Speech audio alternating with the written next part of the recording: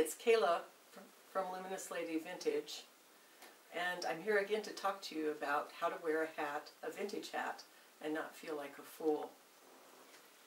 Last time we talked about a couple of hats, and I showed you how to wear them, but this time I wanted to go a little bit deeper, talking about how to really wear a hat and feel and look great. To wear a hat with confidence and a little bit of creative flair can make all the difference in the world. But you might say to me, how can I have confidence and creative flair if I don't feel like I have any self-worth or creativity in my bones? Well, back in 1980, I was taking a meditation workshop from my Zen teacher, Yvonne Rand.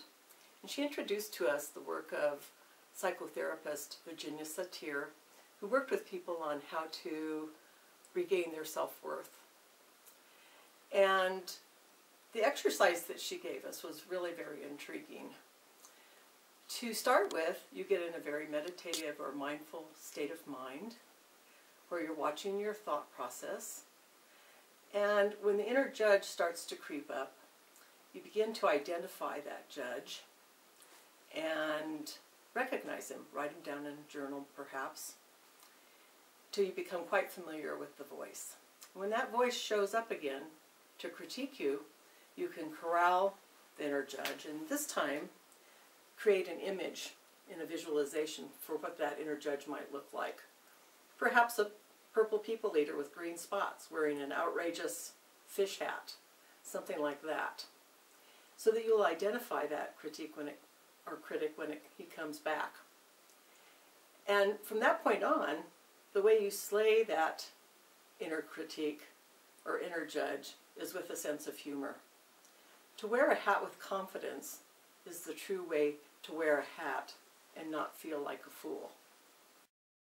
Today's hat is a shocking pink hat from the 1940s. As you'll see, it has, from the back, it has a fitted crown and comes forward into this outrageous, wavy, spirally brim in hot pink that's piped with black velvet. It has a wonderful face veil, or eyeshadowing veil, that you can roll down for a little bit of mystery. And because it is one of the hats that is weighted in the front like so many of the 40s hats, it's really good to wear a hat pin, which I have in the back to help hold it in place. And today's hairstyle is called victory rolls. And I have long, heavy hair, so it's pretty easy for me to just roll them up and stick a few pins in them, and then put the remaining hair back here in a snood. And but you can do it in other ways. Back in the 1940s, women wore the snoods to keep their hair in place when they were working in factories and so forth, so they wouldn't injure themselves.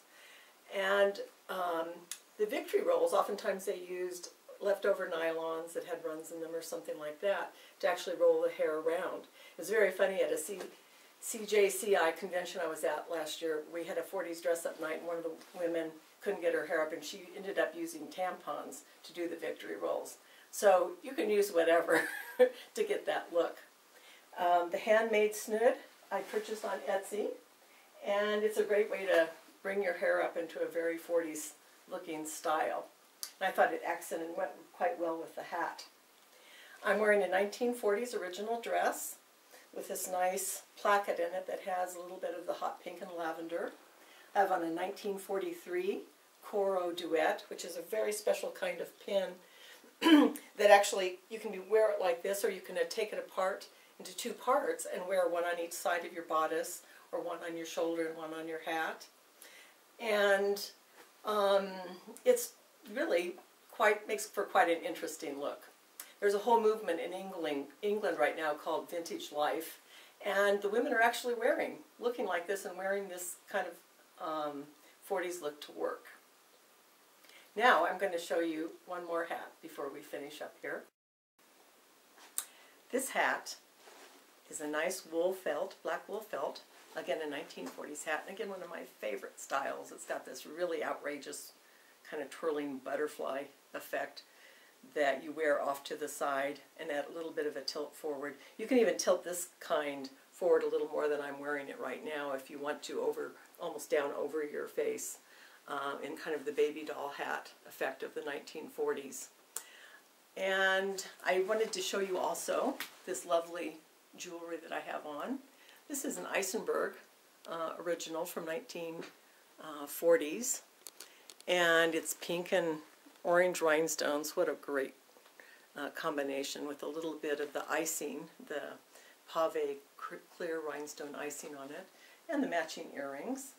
I also have with me a 1940s lizard purse, which is quite fabulous shape. I just love it. This came from my mother-in-law, who was a real fashionista, and it has a really lovely plexiglass clasp on it.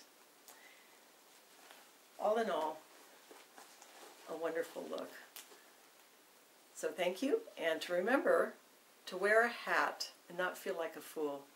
The best thing is self-confidence and some creative flair.